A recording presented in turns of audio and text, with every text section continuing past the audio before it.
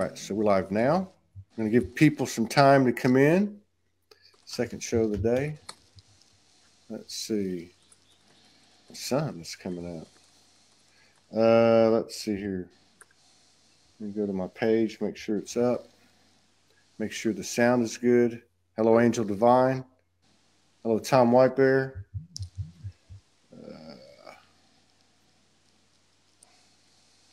Let's see here. Okay, we got 7 people in the house so far. And let me check the sound. Hello, Ivania, Debrielle. Okay, we got sound. We're good there. Who else we got here? Jenny Williams is in the house. Devon Sophia Delaney. Valerie Peterman. I believe I saw a post today. She's starting to put her paintings out, her sketches, or her artwork. Michael Baller, Sue Baxter Fitz, the indomitable divine goddess Morgan Lee. Chaz Hargreaves, Sandy Callaghan Medine, Mary Cooper's here. I think Mary Cooper's logged more viewing minutes than anybody else out there. She's on every show. Thank you, Mary, for your continued love, support, and contributions, and everybody else. Hello, Terry Willette, Susie Jones, Lynn Pellerin, Colleen Hoke, Nori Love's in the house from Broadcast Team Alpha. I think it's the name of it. Old friend of mine. Dion Duplay, San Antonio, Texas. Shannon Banyan. I still can't get your name right. Karen Finstermacher, Janine Tall, Mary Luz Contreras, Smriti Kolagada, Colin Ball, Joe Rendon, 55K, Joe Rendon, Susanna Sicardo's in the house, Donna Schultz. All right, let's get started. We got 35 people in the house, and these shows resonate with you, please share.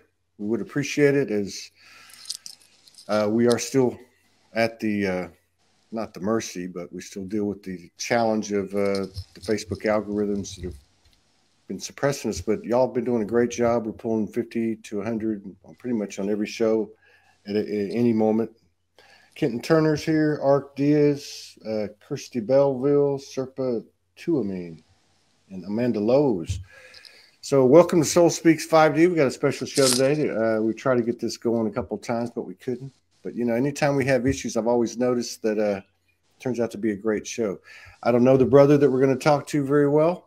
I know he's been, you know, in the circles that we have found ourselves in, of growth and expansion and healing and to thine own self be true and serving the collective. I'm going to give a little backdrop with this bio that's that accompanies the post.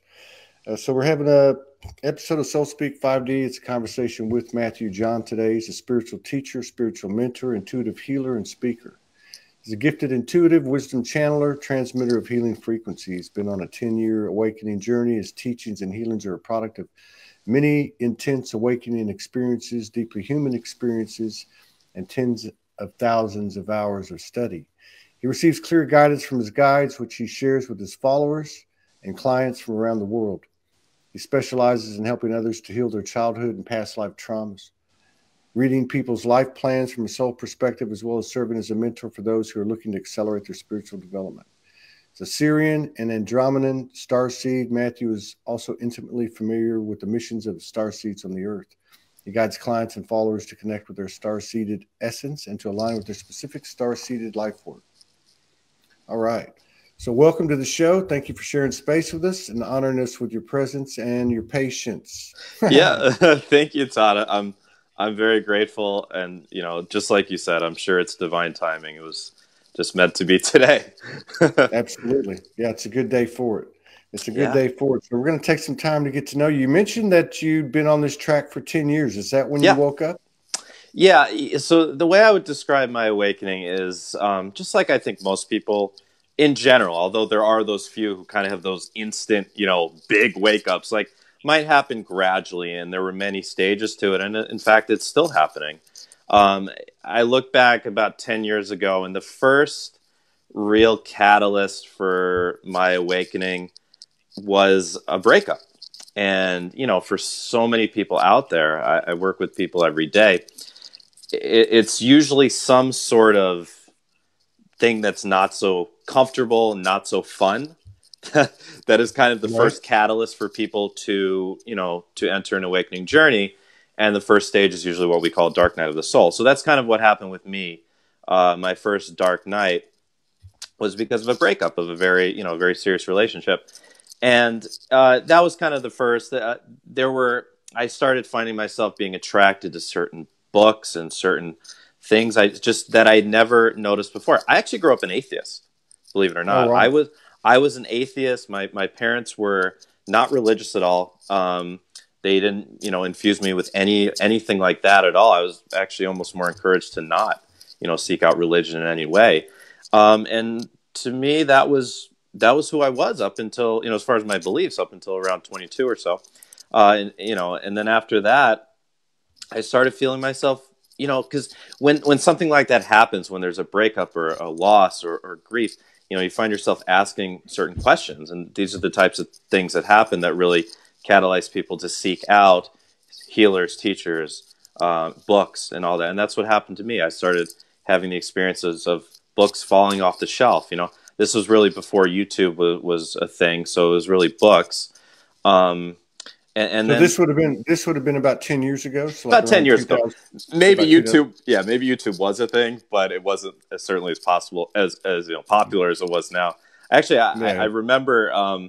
I believe I was in one. Like, I joined Facebook, I think almost like when it started. You know, like I remember when it opened up. You know, college and high school, and then so. But yeah, I don't remember YouTube being much of a thing. And then after that, it became. So the first stage was really that discovery, and I really found myself being drawn to read about conspiracies, right? Of course, most conspiracies are true, right? But to read about conspiracies, to read about, you know, actually YouTube was a thing, Todd, because I remember watching videos about 9/11. Yep. So, okay, it definitely was a thing. It definitely was I think 9/11 was the big, you know, before we're going to be on for a while. Sure. So let me just interject for a second. I had a couple of the live and number of people that the icon that shows on the screen is covering your eyes.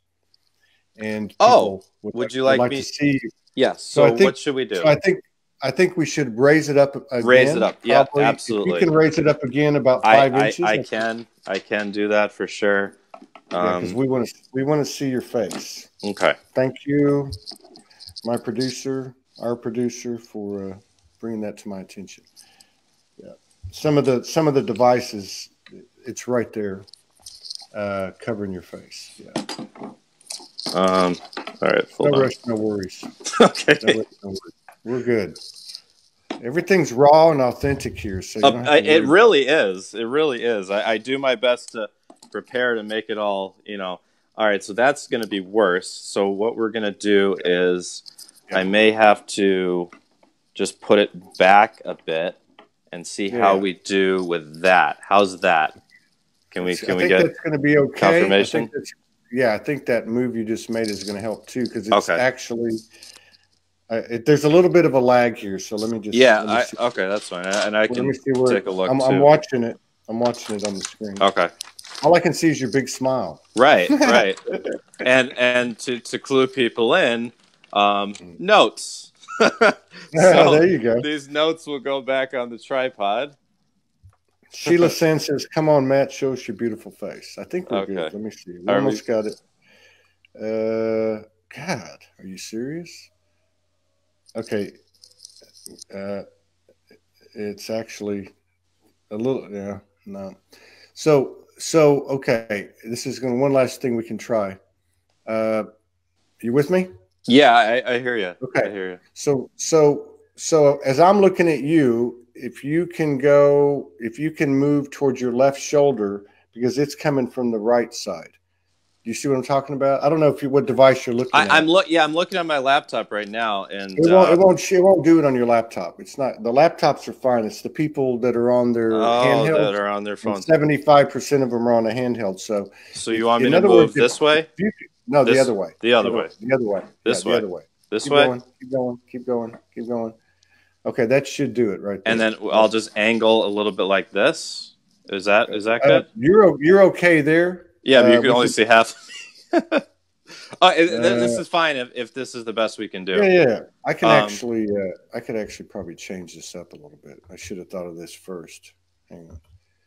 All right, how's that? How's that? Yeah, you can probably move back to where you were now.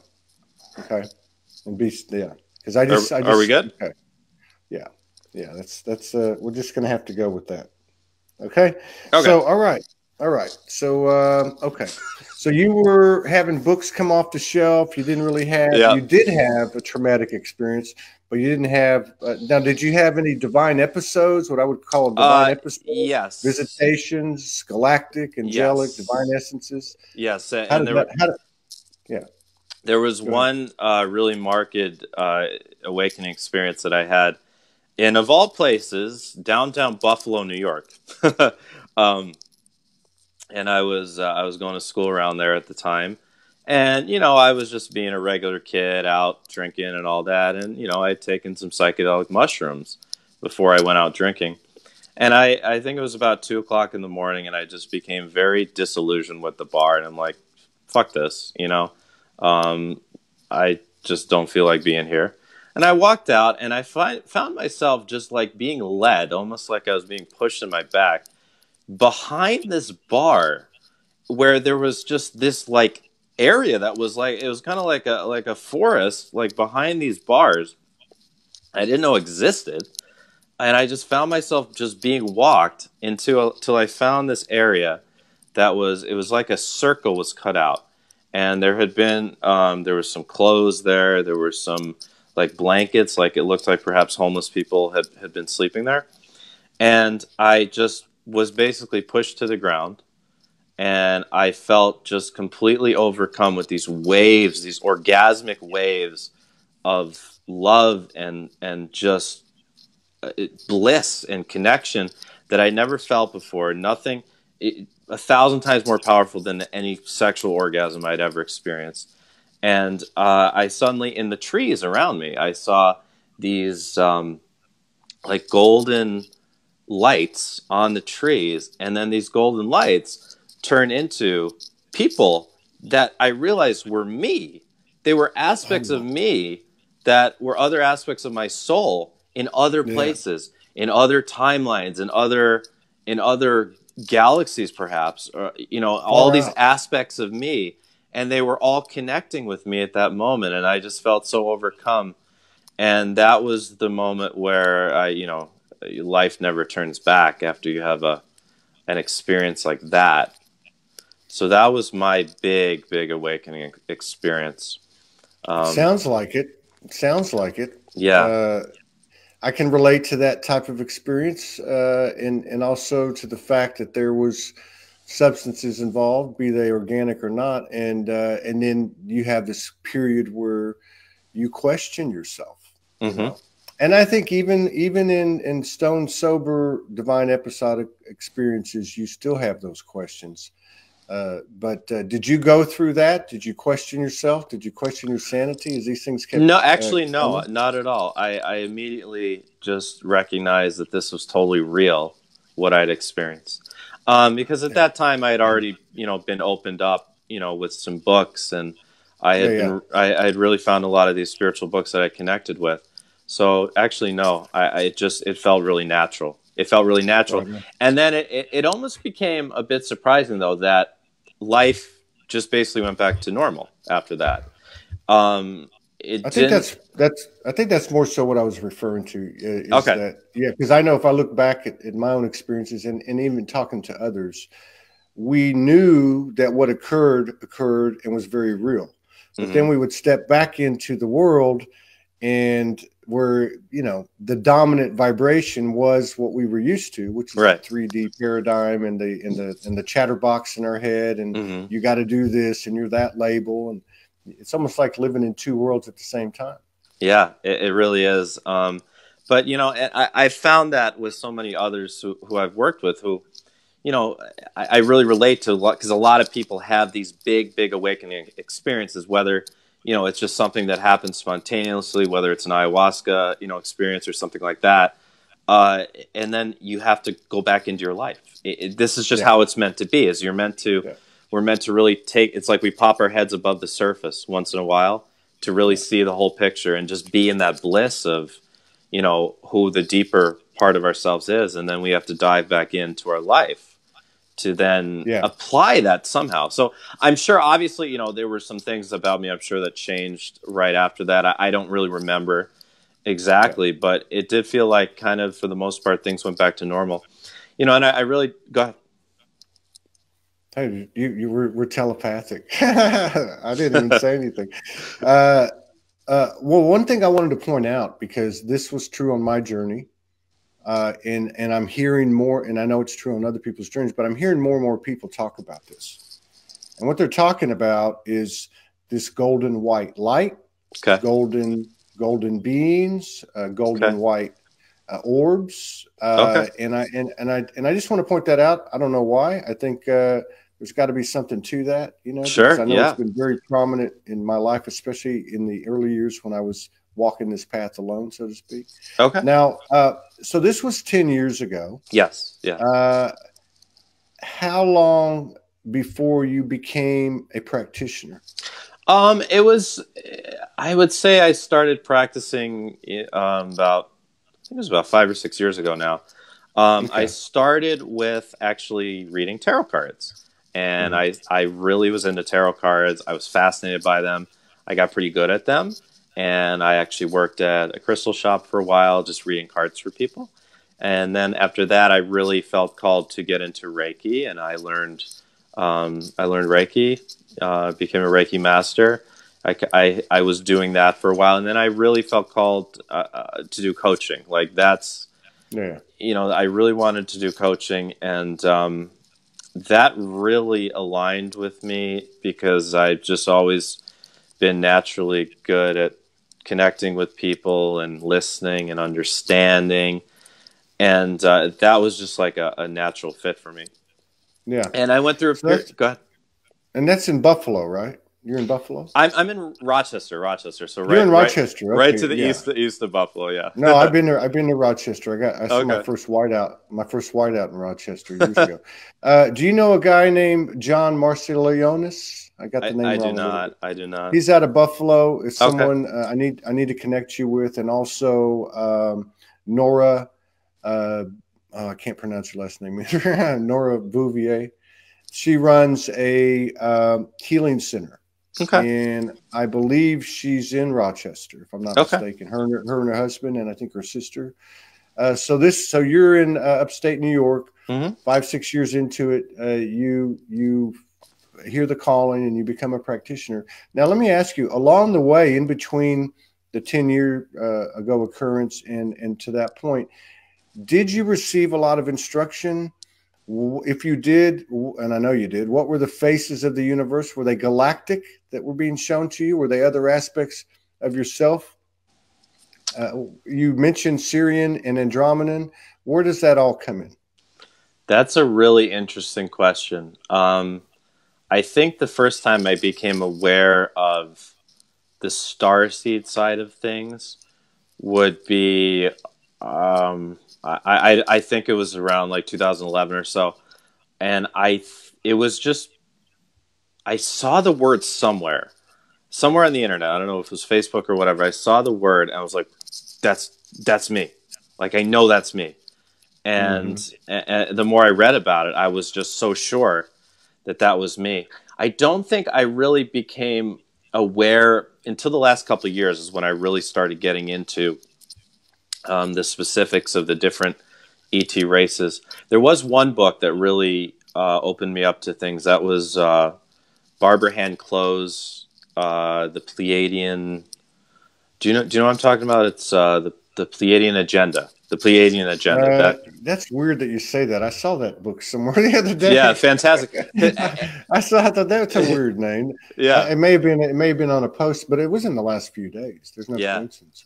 Now, so now I really find it extremely interesting that from the get-go you saw these as aspects of yourself.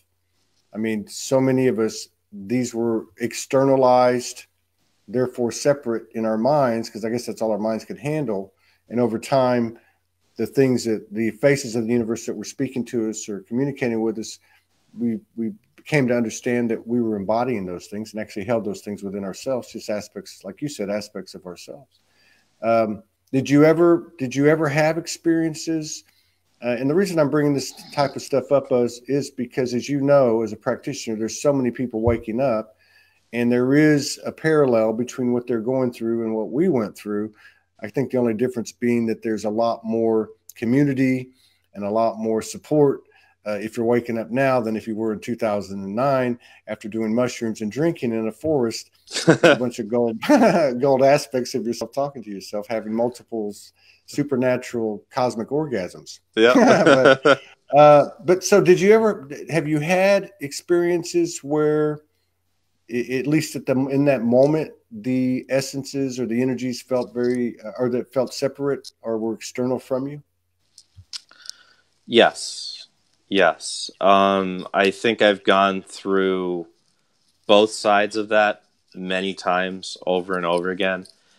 I've really, I've become fascinated with the question of guidance, and it's one of the things that I really specialize in teaching, is teaching people to be more connected with their spirit guides.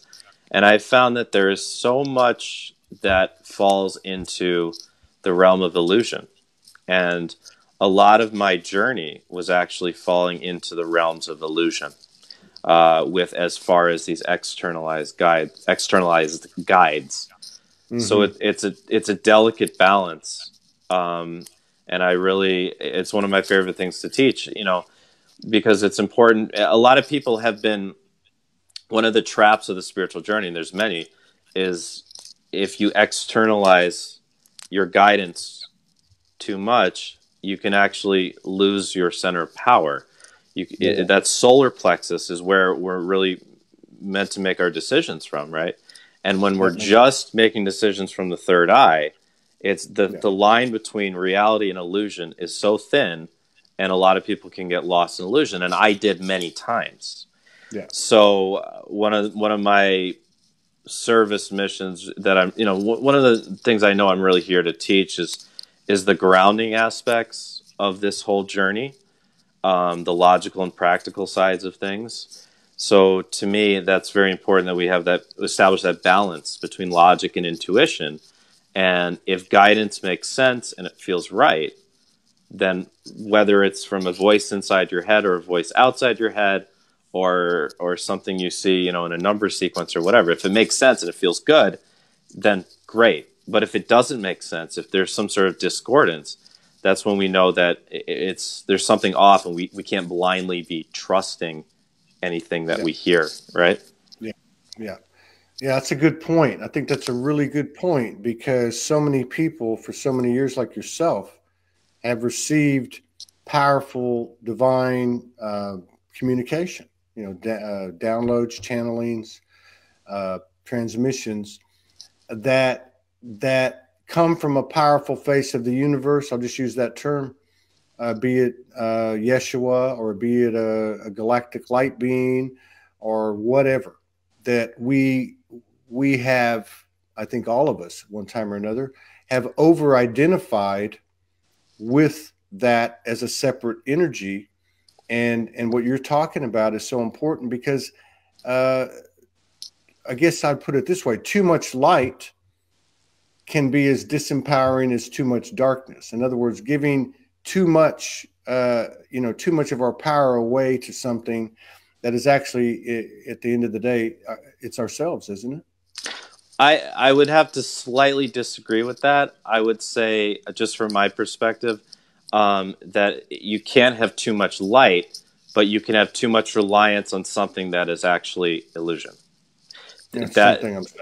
okay. Yeah, I get Yeah. what you're saying. I'm just saying too much light, as in if you take it down to say the 3D level, somebody who is so extreme in their faith, you know, in a human definition of faith, that they might be an extremist, you know, in their actions, you know, such as blowing up an abortion clinic, or, you know, jihadi or something like that. But what I'm saying, it's really coming from us. So we're putting it almost like on this cosmic pedestal that is keeping us separate, which is what this whole trip's been about. Yeah. And I would have again a little bit of a different perspective on that, just from my perspective. And again, I'm good. just a person. I'm just a guy, right? Me too. Yeah. But to me, is yes, these spirit guides are absolutely 100% real. They are real. Some of them are your loved ones who have passed on. Some of them are guides who may not necessarily have incarnated with you in this lifetime, but who you know very intimately. Some are angels. Some are ascended masters. And that's all real. I think the biggest trap that people can fall into, that, which I fell into, is relying too much on listening for specific instructions or needing specific instructions, because that's where we can very easily veer off into the realm of illusion. Whereas I've found most often, 90% of the time perhaps, how these types of guides and higher beings communicate is through feeling. Yeah. The feeling, that is going to be your body. That's going to be the most accurate place for your intuition to come through. And as far as channelings go, like, there are totally 100% legit channelings. There also are a lot of complete garbage out there. And I would say that it's, from what I've found, it's actually more, it's maybe 50-50 or maybe even more garbage than actual legit channelings. And even, I mean, you know, do you remember that Seth being? I forget who was that Alice? Do you know that author? This is from like the 90s. Talking about Seth Speaks? Yes, So yes. Okay. I don't remember the name. Okay, yeah. But, you know, just for example, reading some of that, and it's like, whoa, is this some high-dimensional stuff that is absolutely not coming from a person, right? So you can that's how you can tell, is like, if it sounds like an ego, if it sounds like a person, it's probably not accurate, or it's not 100% accurate. The line between what's coming from the mental realm, what's coming from the astral realm, and what's coming from the astral realm of actual guides, it's very thin. And that's why, you know, and I get what you're saying. And I think we're kind of on the same, you know, level here of this whole point, is that you want to have your center of power here, not out there. So you want to be making your decisions from here, right? Not from what you're hearing in your head or what you're reading out there, right? Yeah, exactly. I mean, disempowerment is disempowerment. Right. If you give your power away, give your power away to right. And a lot of times, sorry to interrupt, Todd, but I've had a lot of people who I've worked with or who have emailed me, and where they have this paradigm going on. Well, my guides won't let me do this, and I want to do this, but my guides say I should do this and this, and it's just complete illusion, because there isn't that disconnection between guides and you. True guidance aligns with what you're feeling, what you want to do. You will never get true guidance that you don't desire to do. The desire should line up. If it doesn't, there's something wrong. So when people are becoming disempowered, they're becoming disempowered by illusion. They're not even being disempowered by real guides. It's just mental illusion. Yeah. And I think and everyone's got to decide on their own. You know, I mean, if I look at my journey with my spirit guides, and I would say 3 specifically were spirit guides, I understood them to be as I understood. I don't even understand past lives. I don't know if we're having memories of a cosmic soul soup, you know, or if these are specifically the lineage of my fractal of the universe. But these guides were relatives in a previous life. but the day came when I understood they were me, you know. And then when it first came to me, I was actually told I was shown the guide, who was my brother, and I was shown it was me, and I was like, "What does that mean?" But you know, it's because like I look at it this way. Yeah, we're all one. I understand all that. We get into all these cliches and everything, but you're still there, and I'm here. Right. And Todd, it's from my perspective, it's the same with the guides. Is yes, these are real beings. These are absolutely real beings. Yes, they lived lives. Yes, they're in heaven living a life right now. But yes, of course, they're still also you. I am you. You are I. But we're also separate. This is an individual and a collective journey. It's both. They are a fractal too. Now where it gets kind of interesting is where, like with your first experience and some experiences that I've had, where these were clearly, without a shadow of a doubt, other aspects of me. And then what further complicates that is that they actually are embodied, and so that becomes another. But that's just an interesting sidebar issue that we'll all figure out once we get on the other side of this thing. It doesn't really matter now. What matters is, you know, the experience that we have, because I've done this for over 900 shows, and I've seen unknowingly walked into a situation where I had the epiphanies every day that the most important activations, the most powerful activations we get are from each other speaking about what you're speaking about now. You know, it's not about agreement. It's about, this is my experience. This is what I've experienced. And these soul codes opening up just by the virtue of the intention of your heart showing up, being here, and what you do in your life, which is serving, right? That's what you do. And Todd, you know, to kind of to that point, you know, one of the ways in which spirit guides communicate with us is through other people. So when you're listening to someone like you or whoever's on your show, or me, or whoever out there on YouTube that you like, or a friend, or just someone you run into, and they say something that is like, oh, that just feels so like what I needed to hear. Or when you hear a song and you're like, oh, like the lyrics is what I needed to hear. This is one of the ways that they communicate with us. It's not always as cut and dry as, you know, here's exactly what's going on, you know, and it's hardly ever cut and dry. Exactly. Like that. And people get into the realm of illusion when they think it's too cut and dry like that. It's usually, it's subtle. It's usually subtle. Yeah. And unexpected. Yeah. You will ask for the guide. If I ask for some guidance right this second, I may or may not get anything. Or I might get it tomorrow when I'm in the shower thinking about something else, you know? Or you might get it right now and not realize you got it until tomorrow when you're in the shower. Exactly. Exactly. Yeah, it was like there was the answer, right. Now I think that's a great point. That's a really great point. I can say in my first couple of years, you know, when I was doing my thing, walking the streets and communing constantly, although I had this direct main line going on, it was through other people that my messages came in like stepping stones. And I think that's what my soul ordered, my higher self ordered, because that's what I needed at the time. It would have been, if it was just me in the universe, it could have, it would have developed into probably too much of a spiritual ego structure that you then would have had to break down. That's what does happen with a lot of people. It happened to me. It happened to me. Yeah. And I think this is very important, because for people that are waking up, especially now, everything's speaking to us all the time anyway. Right.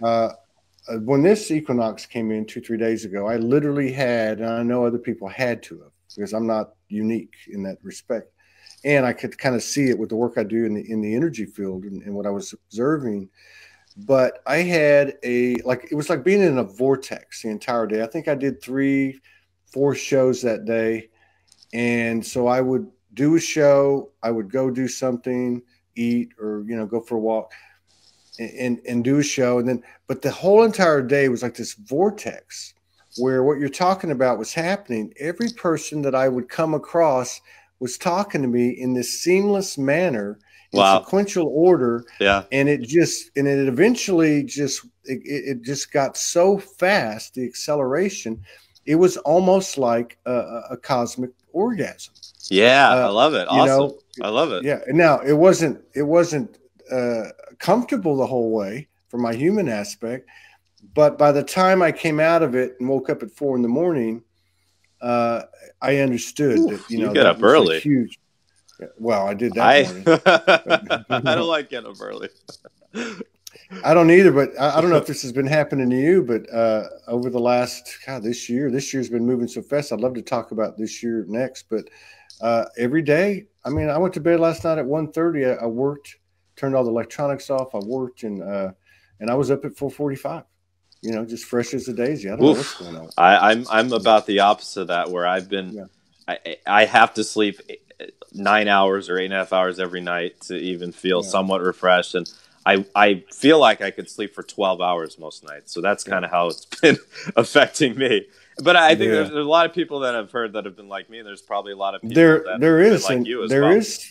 Absolutely, there's people, and there's periods. People talk about the different phases of this ascension, and they're not always sequential, by the way. No, you know, we're made up of an infinite number of frequencies in our vibration. Some of them you are, to use human words, higher than me, and vice versa. So they don't happen. So yeah, you know, I mean, I've actually gone through some short periods of time where I was having to get 8-10 hours, but it would last like a couple of weeks. And I was wondering what the hell's going on. Another thing I've been noticing too, let's talk about 2019. Yeah. And all the things that maybe you've noticed or whatever you've experienced. But what I was going to say, one of the things I noticed too was the changes in my body. From the way I might go through a period of a week or 10 days, and I just noticed these things happening in my body. The way I'm sweating, the way I smell, the way my skin's getting like totally dry, and all these other things happening. You know, what have you noticed in 2019? Most people are saying that this has been like last year was linear. It's quantum now. And yeah, I would say it's linear and quantum anyways. I mean, you know, as far as the physical side of things, everyone is going through something different. I've been going through stuff for years on and off, and you know, it's something I'm constantly working on is physical stuff. And, you know, it is important, although yes, so much of this is Ascension related. And I understand with my issues that much of it is Ascension related, and I really need it to just slow down. This is one of the most common reasons why people get adrenal fatigue. They get neurological fatigue, other things like that, is on a soul level. Their bodies need to slow down in order for you to integrate the codes, or it is redirecting you out of some phase in your life, some job, some location, into somewhere where you're meant to be next. So it's always for your higher good. But also the physical self is so important. And when you are going through Ascension symptoms, it is even more important that you really focus on your physical health, meaning clean water, meaning getting your diet together. Okay. And I'm not going to preach one diet over another, but getting your diet together is so important. And in fact, it's one of the things that I help people with, because I am really fascinated with the physical side of healing things. So I do help people, you know, by recommending diets and perhaps herbs as well, you know, that they can run by their practitioners. So that's really important. Water, exercise, sunlight, things like that. It becomes more important when we're going through the Ascension symptoms. Grounding, right? And as far as the energies of 2019, I've called this year a breakout year for light workers, meaning a lot of us are really moving from kind of where we've been from 2015 to 2018. And 2018 was a portal year, energetically speaking. It had that very Scorpio vibration to it. In fact, Jupiter was in Scorpio. It was a very it was a year of inner work, a lot of inner work. A lot of people were going through a lot of difficulties last year, a lot of breakups, a lot of things like that, people losing other people and things. That was the theme of 2018. And then in 2019, it's like we break out. We break out, and we're really stepping more fully than ever before into our paths that our souls have laid out for us as service workers, as light workers. So for me, you know, I've seen my my community of people that come to me for work or that watch my stuff just completely blow up, and I'm sure it'll continue to throughout this year. And I've seen this happen for other people. Other people who are moving from careers into a spiritually based business that they begin. A lot of decoupling, a lot of people moving separate ways, moving locations. A lot of people will find themselves moving physically this year. In fact, I am planning on moving physically this year as well. There's a lot of changes this year, but it's all about freedom. It's all about freedom and expansion. So it's almost as if 2018 was like we're in the pressure cooker more. And in fact, also what I've read is the first quarter of this year had still a lot of that energy like we had last year, of a lot of that and maybe even more accelerated. A lot happening quick. Things, changes happening very quickly in people's lives. In order for now this next quarter of this year up until the summer solstice is when we're like, okay, Mercury retrograde's over. I'm moving forward with my new business. I'm moving forward with my new job. This breakup is over. I'm single now. We're moving forward. I'm moving locations. I am really, really, dedicating myself more and more to my spiritual work, to my physical health, and all that. So what you can do to really align with this year's energy is, what is it that is calling to you? What is it that feels like freedom and expansion to you? What is that thing that you've been thinking about for a couple of years? Those are the types of things that we want to do this year. This is the prime energetic year, the gateway. And what we start to create this year will really carry us forward through 2020, 2021, 2022, 2023. We're stepping into our new bodies, and we're continually stepping into new energetic bodies. But this is, for a lot of people, this is a totally new stage. And I've worked with so many people, Todd, over the past 3 months, 4 months, who are going through this exact same thing. And they're really, what I see for them is a lot of things opening up 2019, 2020, and beyond. So that's happening for a lot of us. You covered a lot there, and my brain holds my brain holds these questions, and as I have these threads of connection with you and your higher self. One is, I think I want to go back and make sure that we underscore this, and also, as I've said many times on this program, is for us not to get lost in semantics, because there's so many different cultural differences and so on and so on and so on. But what you were saying about the body, I think people are really starting to come into that. So there's a lot of debate, which we're not going to do here. Vegan, vegetarian, this and that. And I always go back to the same story. I walked the streets for 2 years when I woke up on my own volition, and I ate McDonald's every day. But I alchemized it every day. Okay. We're all moving towards, and I'm not advocating that. What I'm trying to do is make a point, and that point is what you brought up is about your body. Now, my physical body regenerated in that 2-year period to incredible extent. But my point is that the body is talking to us. Yes. So, the body's telling us, I went through a period where I had to eat eggs and mayonnaise all the time, and I was like, what was happening? There was other times when I was eating stuff that was plant food. There was, all different types. But to listen to the body, because the body's not just telling us what to eat. It's telling us when we need to drink some water. It's telling us when we need to exercise. It's telling us a lot of stuff, not to mention telling us, hey, there's a pain in my this specific organ, and it has a message for you. You know what I mean? Things like that. Right. And sometimes sometimes the message is to go see a doctor, because we still do need Western doctors to help us diagnose things. Well, I don't know. Do we? Yes. I mean, from my perspective, absolutely. Yeah. Yeah. Absolutely. And from my perspective, we don't.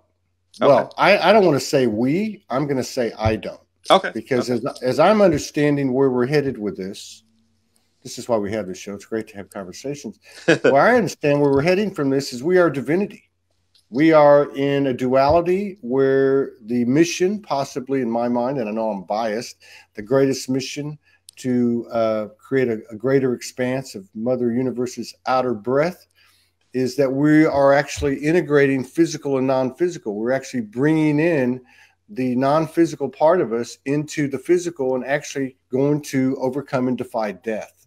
All right. So if that's the case, physician heal thyself has been written in many sacred books. Anything is possible. Anything is possible. And and there's many people, including myself, who have had some healings occur in their body due to the spiritual realignment or purification or whatever you want to call it, DNA recalibration or whatever you want to call it. I don't know where we're headed. You know, I don't know, but I do know that, you know, if you look at something as simple as a placebo effect, which has been verified a million times over, it's about our belief system. It's about what thoughts we're carrying forward and such.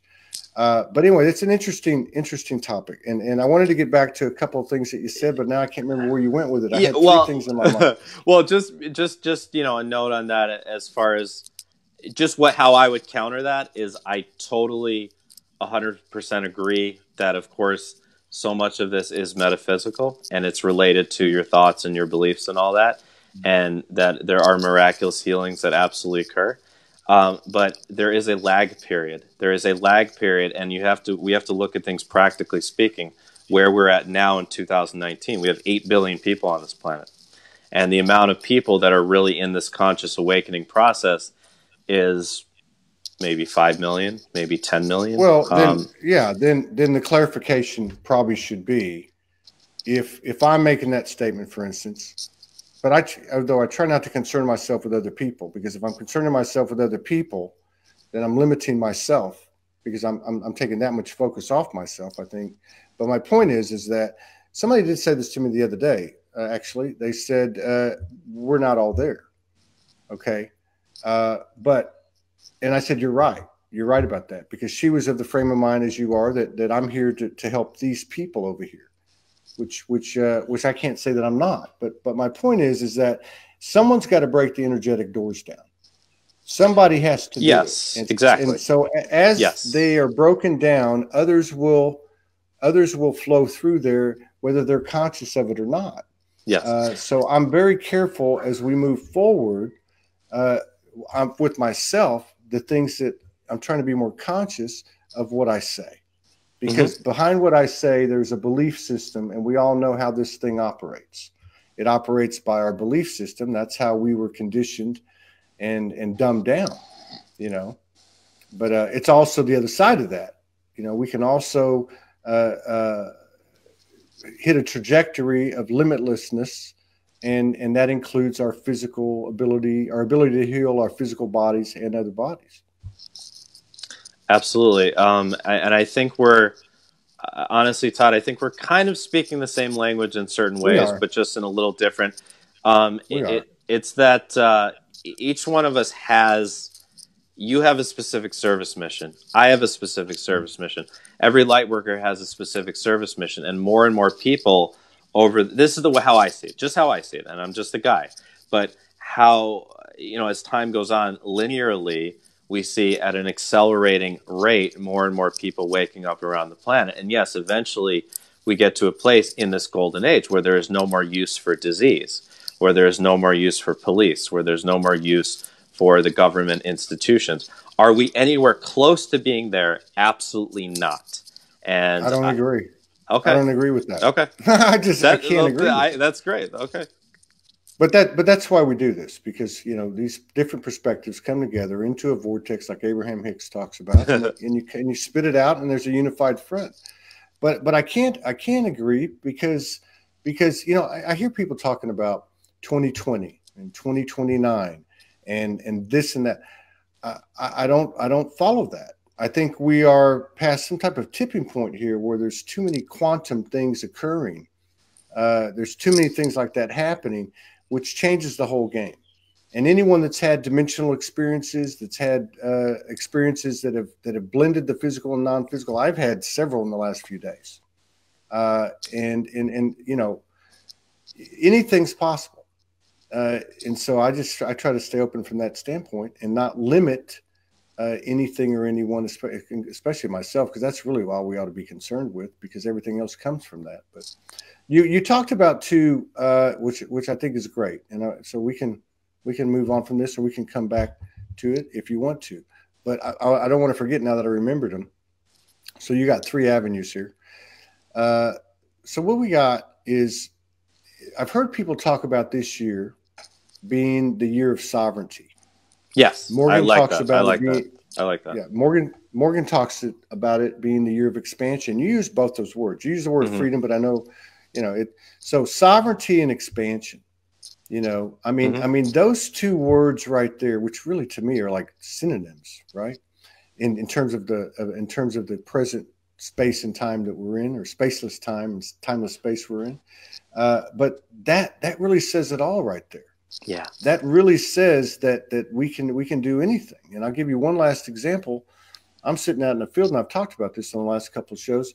Sitting out in the field a couple of nights ago, and I'm presented with this energy that I can see that's translucent, and it looks like several different bodies. And then it starts to spin around me in a vortex. I was surrendering pretty much the whole time, but I didn't surrender in this vortex. I was like, what's fixing to happen? Am I fixing to be launched out of here? And the human came in, and it's not that I resisted or was afraid. I just didn't surrender. And so then it became a different type of experience.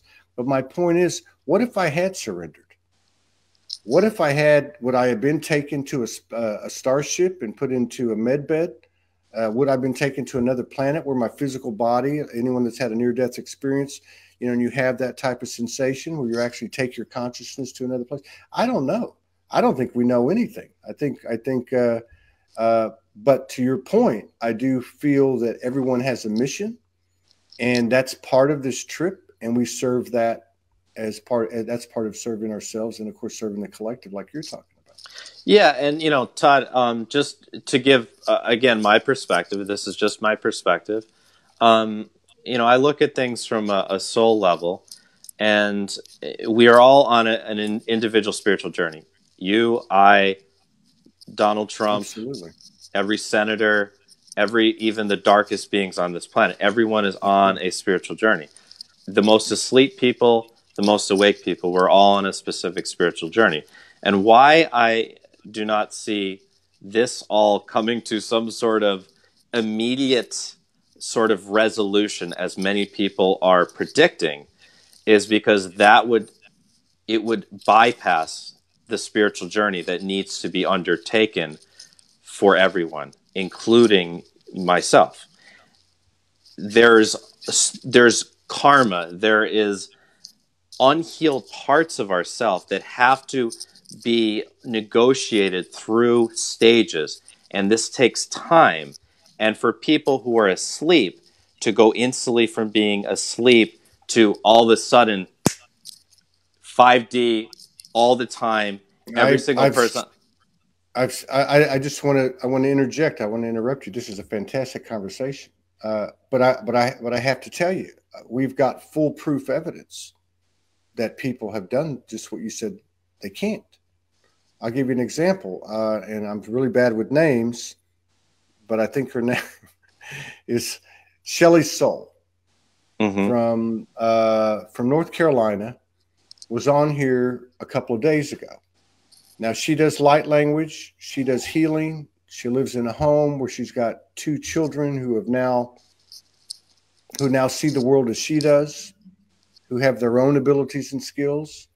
So she went through a trauma, like you did, split of a 19-year marriage. And this would have been, I want to say, August of 2017. By January of 2018, she's a full-blown practitioner operating in the 5D. And a very, very humble, you know, very much, hey, just the same thing that you're saying, like, I'm just a guy, you know, I'm just this. But these things are happening to people. And Absolutely.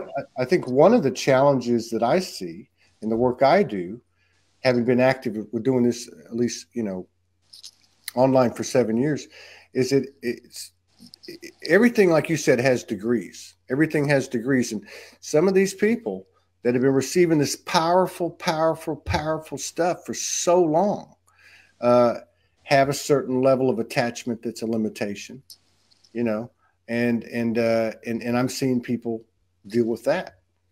So it's such a myriad of really what is the same energy and the same journey. And to your point, everybody is on their same journey, is on the same journey. It just looks different. Everybody's experience is relevant, And I think that's why it's so important to talk about these things. Yeah, absolutely. And, just something that I want to just put out there is just a matter of this, very fun and this very useful debate that we're having. It's not much of a debate, this discussion. Why are we conversation? Why are we rushing to get all of this over with instantly?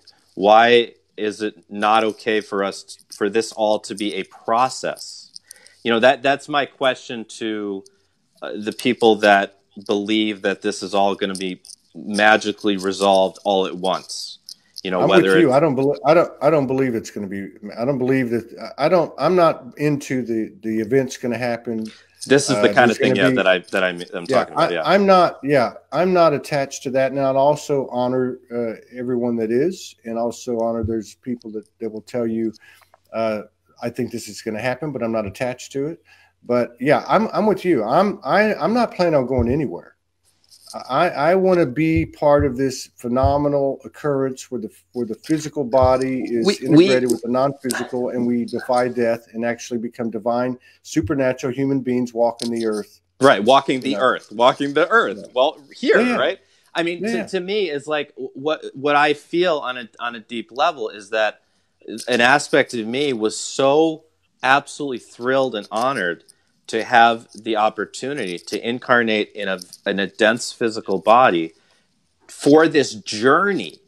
It's a journey, and it's not all, from my perspective and what I see, it's not all meant to happen at once. It happens in stages. This is why people wake up in stages, because if everyone woke up at once, we would have a lot of issues with infrastructure. We still need people to take care of the plumbing and to take care of the roads and to take care of I know, I understand. No, this is good. See, so I'm going to say to you, okay, as we elevate, as we transform, that all that stuff, all that 3D stuff isn't applicable. I've been told in my own guidance, which I'm not saying is gospel, that whatever worked before, whatever it was before, will not be. It will not get you to this next place. Things served us. For instance, the yogi guru, student teacher type of thing seemed to have disappeared and is no longer able to sustain itself as of maybe the end of last year. So, we're talking about an energy that is creation in a physical, in physical matter, that is now taking it to another level. Like you said, in this what we would call a very dense environment or dense realm, and able to transform things at will, which is to turn water to wine or wine to water or whatever examples you want to give to include. And Todd, there are people that are doing that already. And I listened to your show yesterday with, I don't remember the gentleman's name, but talking about how people meditated on George Norrie's show for Hurricane Irma. Augie Nost. And helping that to completely, lose a lot of its steam, right? So it is happening. It is absolutely happening. And I'm not denying that these magical things are happening and that people are creating magical things. I'm providing that, I suppose, grounded counter perspective, because my specific service role where I am now is I'm really helping people on the ground level. I'm helping people to heal their emotional issues. I'm helping people to heal their past life trauma, their childhood trauma, so that they can become more energetically free, so that they can become more energetically sovereign, so that they can start to align more with the energies that are already here. The way I see it is that this playing field called Earth, it is whatever dimension that you are at is what you're experiencing. The 5D and the 5D. That's what I was gonna. That's exactly what I was gonna say.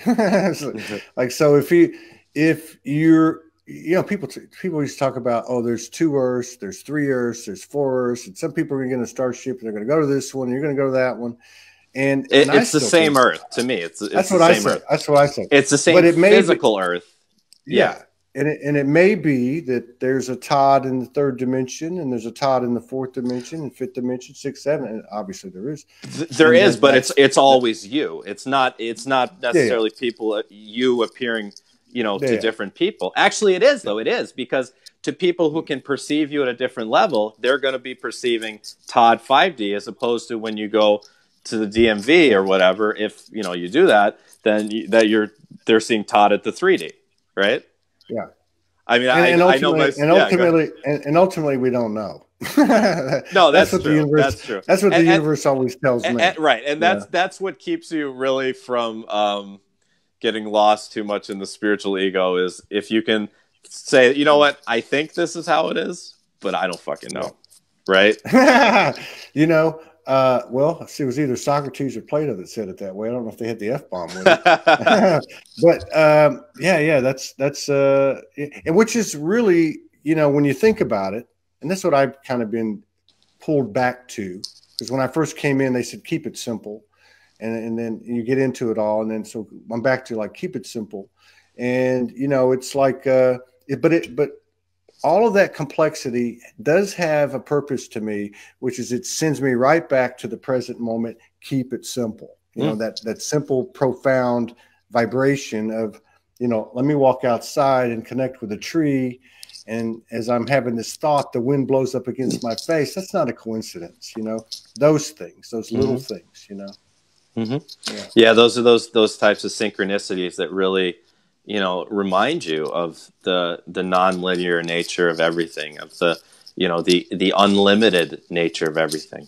So exactly. And that's when you retreat. The way I see it is this, is we oscillate between the 5D and the 3D as awakening beings. We are constantly diving into the 3D and back to the 5D, and very few, if any, people, I would say maybe just a handful, are perhaps living completely in the 5D 24 hours a day. It's not really practical at this point. From my perspective, we're meant to dive in and out, dive in and out. And then eventually, I mean, this golden age is 2,000 years. And we're how many years into it? Well, 6 years. I say we don't 7 know. years. 7. Well, astrologically speaking, between the age of Aquarius, between the beginning and the end of Age of Aquarius is 2137 years, something like that. And we're 7 years into it. So that's why, you know, relax. We're doing exactly as we need to do. Things are exactly as they need to be now. And they may not happen as instantly as people might like, but however it happens is exactly how it needs to happen for our spiritual development. Because not only are we here to lift an awakening planet, we're here on individual spiritual journeys of our souls. Our souls are on spiritual journeys, so they need this experience. Our souls wouldn't necessarily learn as much, perhaps, if this all instantly was just relieved. All the darkness was relieved all at once. Whereas if it's a process that we go through and all work together, and cumulative more and more of us get on board, then individually and collectively, it's really serving us and serving the all the best. That's just my perspective. You're singing to the choir, bro. Okay. So let's do a speed round. We still got about let's do it. Minutes. Yeah, let's do it. What is your perspective or whatever on what we receive first, or what we receive from our connection with the universe? Be we a healer or someone that may not think they're a healer, whatever the case is that communion, is that epiphany, revelation, sacred wisdom, whatever, meant first and foremost for the individual that receives it? Sometimes. Well, yes, initially, of course. But it's not necessarily something that actually a client of mine channeled through. And as soon as she channeled it through, I'm like, that is totally right. Is that sometimes we'll receive ideas for things that we're receiving into the field because we all are individual, but all are connected. And it's actually meant for someone else to manifest, to physically manifest, but we're just receiving it. We're the channel for that to come through. So yes and no, I would say to that. Okay. The mother goddess frequency, the divine feminine, what is that? Yeah. I mean, what is the importance of it, or what is it? Yeah. What's its role? How does that? The role is how I say this, in the speed round is we've moved out of the age of Pisces, which was a very dualistic, very patriarchal age, and we're seeing already happening in these first 7 years of the age of Aquarius is the patriarchy beginning to break down, and it will continue to break down, and it is the collective awakening of the divine feminine, which is breaking down the shadow masculine and also transmuting the shadow feminine, because to have a shadow masculine, you need the opposite magnet of that, the polarity of the shadow feminine, which is the being repressed, which is the being in victimhood, which is, so as the feminine energies bathe our planet, we start to see that balance come back between the shadow masculine turns to the divine masculine, the shadow feminine turns to the divine feminine, and we have a balanced left and right hemisphere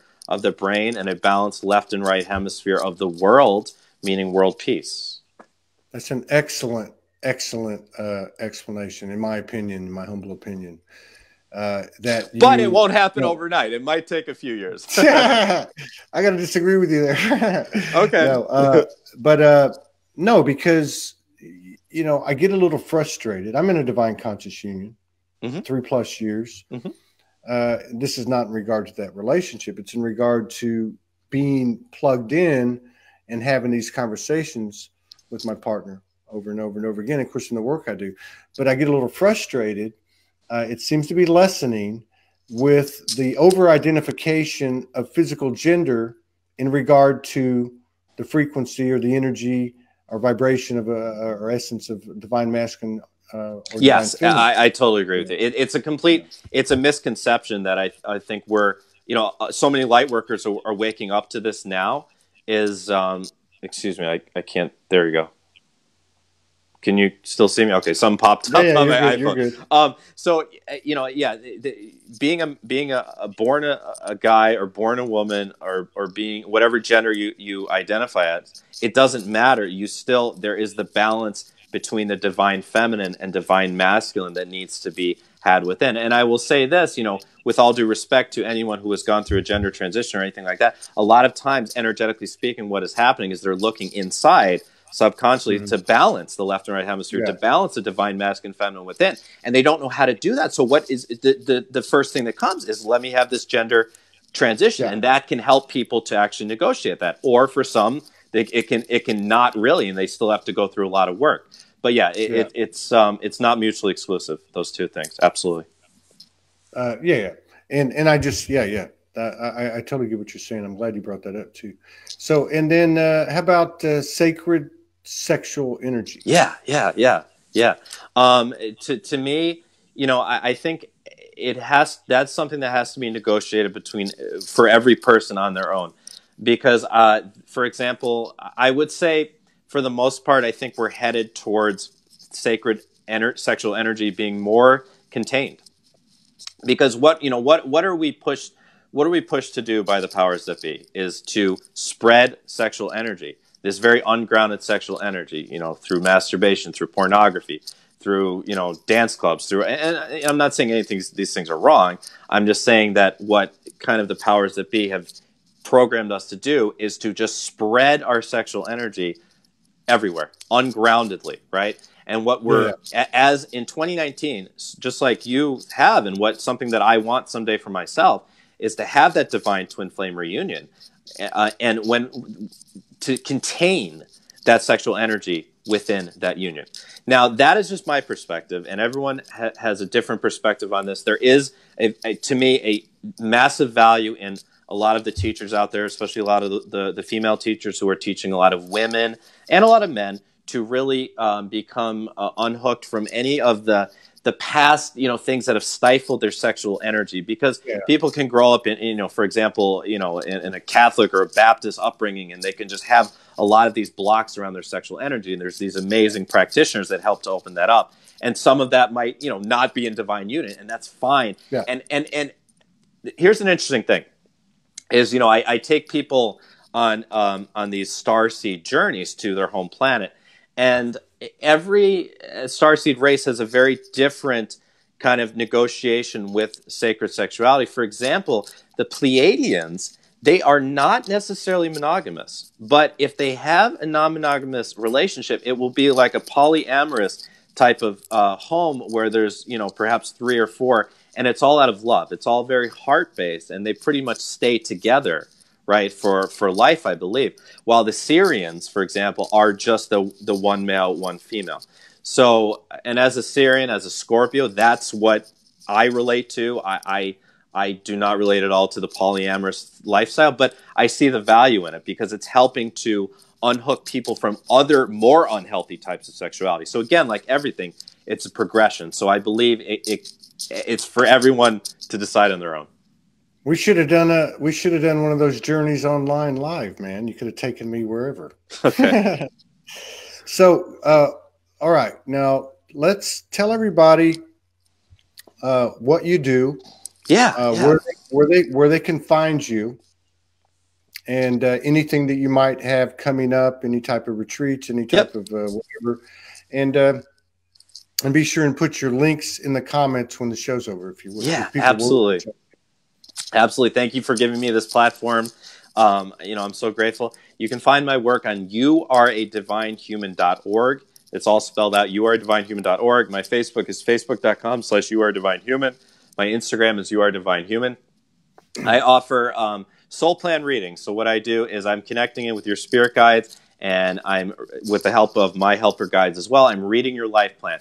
How do your relationships, how do the types of things you've gone through in your life, the major events, how does it relate to your soul lessons, and what do we see forward? What do we see in the future for you? What are you meant to manifest? What is your service work? What do your relationships mean from a soul level? What is the karma that you're balancing? I do intuitive healing and coaching sessions where we're leading you through, my guides and I are leading you through processes to really heal the stuff from the past, heal the childhood trauma, heal the past life trauma, working on your aura, working on your chakras, working on, closing contracts and holes and whatever there is that you need to be done. The Starseed sessions, like I mentioned, you get to take a journey to your home planet, and you meet your galactic guides. You get an activation from your guides. You get to see what your planet's about and what it feels like, and really understand your starseed nature and your starseed mission here on Earth. The intuitive nutrition readings, where I'm reading, connecting with your guides and my guides, and reading your physical health, channeling through a protocol for you that you also get in email. It could be 5, 6, 7 pages sometimes about recommended supplements, herbs, all that you can run by your practitioner or whoever you need to. Chakra scans, I'm reading how your chakras are functioning very scientifically. Past life regressions, future life progressions. And the past life regressions, I do them a little bit differently than some other practitioners. It's all about, the lens is, what are your soul lessons? So how do your soul lessons relate to the things that you experienced in a past life? What is the karma that you're balancing, and what is the past life origin of this? So you can actually see it and feel it and experience it. It's a very, it's very helpful to know that type of information. And the future life progression, you're going forward in this lifetime to farther ahead in this lifetime to see what your highest possible timeline is, what the highest possible thing that you can manifest in your life. So I offer all those. I also offer spiritual mentoring and a spiritual mentoring package, which is my most popular offering, which includes all of those. So you get all of those in a package, plus some webinars. The last one I did was putting the past in the past, which was super popular. People were, crying and really having releases from it. So you get that. So check that out on my website. I do have a webinar coming up on April 25th. It's not, you can't sign up just yet on my website. I haven't had time to put that up, but I will soon. It's going to be called Dissolving the Ego. And it's really all about moving from ego consciousness into soul consciousness. So, yeah, check that all out on my website. Cool. That's a lot of stuff, man. That's very cool. And people are asking that you post. Don't forget to post the links. Of course. In the comments, whatever you want to post in the comments, because they're going to be asking. They're going to be looking for you. Yep. And I don't know if you got your calendar there. You're mostly available on Sundays, right? Yeah, I could do Saturdays and Sundays. Are best. Sundays are the best around this time. Yeah. You want to do something on the 28th of April? If it's a Sunday, let's do it. Let's do it. I'll put it on my calendar. All right, I'm gonna just put it at the same time, so that would be noon here. Yep. And go ahead and get together on the 28th, and I'll touch base with you. Got something coming up the middle of April, and I want to touch base with you on that. And, okay. We'll talk about that. How's the weather there, by the way, in Hawaii? How's the weather? It's beautiful. I bet it is. It's been a long winter here. No, I've lived all over the country, and I don't mind snow. I just if I got a choice, I got a choice. And my wife is from South Australia, and I was trying to get over here after we got married last year, and she's like, "I'm not coming till March," and I'm like, "I ain't waiting 6 months. I ain't waiting." So I didn't ever thought about Hawaii. I thought it'd be too expensive, and I was just the spirit. The guy, whatever, told me go to Kauai, and I didn't know what it was.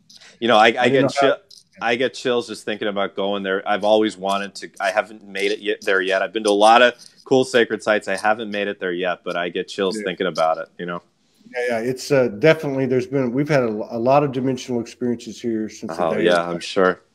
Yeah, just one after the other. I got to get on to the next show. All right, Todd. Thank you so much. 28th of April. And we'll do this again, and I'll contact you before then on this other matter. Okay? Thank you, brother. Big hug. Thank you. Thank you, brother. You take care. We'll see y'all in 6 minutes with Zavetta Da Vinci.